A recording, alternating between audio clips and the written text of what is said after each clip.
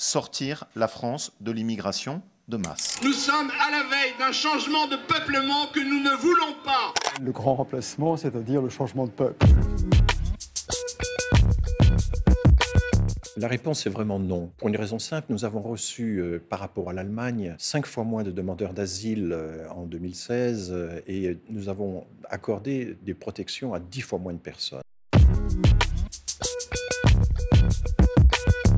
Donc ça n'est pas de nature à bouleverser notre démographie. Par contre, ce que nous faisons, c'est de donner des titres de séjour au titre des droits aussi. Le regroupement familial, la migration matrimoniale, les étudiants, ça, nous le faisons sans doute mieux que l'Allemagne. Depuis la guerre, nous passons notre temps à accueillir des surcroîts de population. Il y en a 3. Il y a les immigrés, c'est à peu près 7 à 10 millions d'habitants de plus depuis la guerre. Ils ont assuré la reconstruction de l'après-guerre. Il y a les personnes âgées, à cause de l'allongement de la vie. C'est aussi 7 à 10 millions de personnes de plus depuis la guerre. Et puis les vagues du baby-boom. Donc nous avons 3 tiers de population supplémentaire inattendue qui nous ont été apportés par la guerre. Plus d'enfants, plus de personnes âgées, plus d'immigrés. Dans les années 70, on avait à peu près 20% des immigrés vivant en France qui étaient originaires du Maghreb ou d'Afrique subsaharienne. À cette époque-là, il y avait encore beaucoup de migration hispanique et portugaise. Ça n'est plus le cas maintenant. Et donc, ces 20% sont devenus à peu près 43-44%. Quand vous lisez les historiens qui ont travaillé sur l'immigration polonaise, l'immigration italienne, espagnole dans le passé, il y avait exactement les mêmes problèmes. On a des textes de préfets, par exemple, qui dans les années 30 jugent les Polonais totalement inassimilables. Ils étaient trop catholiques, ils avaient leurs propres prêtres, leurs propres journaux, etc. Les Espagnols aussi avaient très mauvaise réputation. En réalité, ce sont des illusions d'optique qui font que nous sous-estimons la capacité d'intégration des minorités. Le principal changement, c'est le fait que la population d'origine française s'est laïcisée, s'est sécularisée. Et donc, du coup, l'islam, qui a une vitalité assez remarquable, évidemment, s'oppose à ça.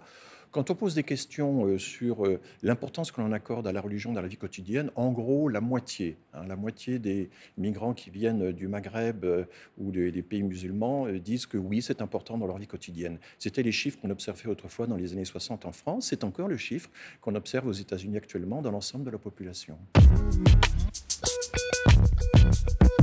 D'abord, le Maghreb, qui avait 7 enfants par femme dans les années 70, on n'en a plus que 2 et quelques, il y a eu une chute de la fécondité. Et puis surtout, quand on voit quelle est la fécondité des jeunes femmes entrées très jeunes depuis le Maghreb en France, eh bien, on s'aperçoit qu'elles ont la même fécondité que le reste de la population française. Et donc, il y a une convergence au bout d'une génération, ce qui est quand même très court, entre les taux de fécondité des natifs et des immigrés.